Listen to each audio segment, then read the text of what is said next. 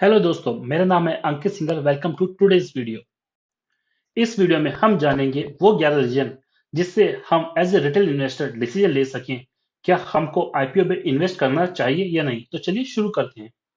मेरे हिसाब से एज ए रिटेल इन्वेस्टर हमको आईपीओ में इन्वेस्ट नहीं करना चाहिए। उसके रीजन इस प्रकार हैं। नंबर ए, आजकल मोस्टली कंपनी जो भी आईपीओ ला रही है वो कंपनी वीसी से फंड रेज करके अपना एम्पायर बिल्ड करती है, यानी कि अपनी कंपनी बिल्ड करती है।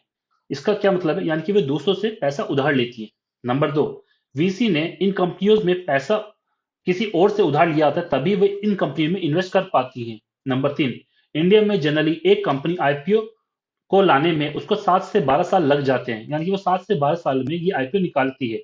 नंबर चार, इसका मतलब है वीसी ने पहले किसी और से पैसा उधार लिया है, जब इस कंपनी में इन्वेस्ट किया है, उसको 7 से 12 साल का इंतजार कराया, यानी कि वेट कराया। तो वो भी चाहेगा कि वो मैक्सिमम रिटर्न अपने इन्वेस्टमेंट में निकाल सके, ताकि वो जिससे उसने उधार लिया है उसको उसका प्रिंसिपल प्लस इंटरेस्ट दे सके, साथ में अपना भी प्रॉफिट बना सके।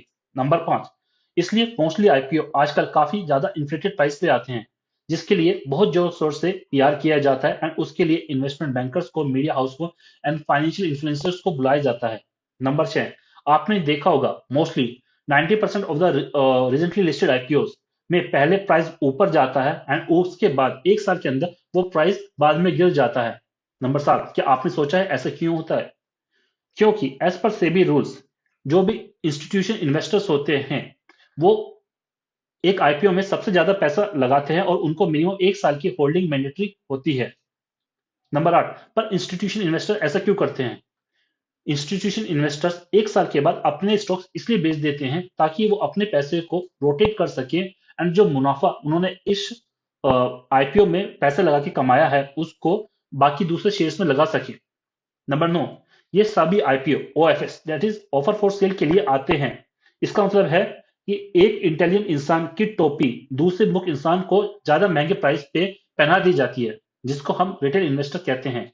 एंड 99% केस में जो फंसता है या बुद्धू बनता है वो रिटेल इन्वेस्टर ही होता है।